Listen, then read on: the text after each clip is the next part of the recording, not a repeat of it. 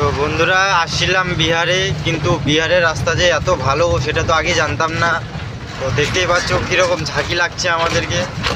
তো লরি হয়েও যদি এতটা ঝাঁকি লাগে তাহলে আবার হিসাব করো বাইক বা অন্য কিছু আসলে কি অবস্থা হবে। তো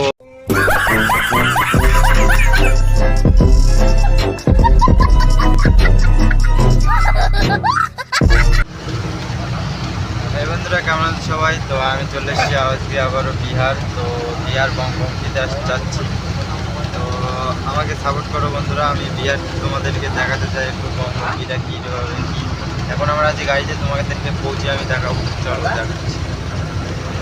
তো এরকম কিছু নজারাটা হবে বঙ্গবঙ্গিতে যাওয়ার। আমাদের এখান থেকে আছে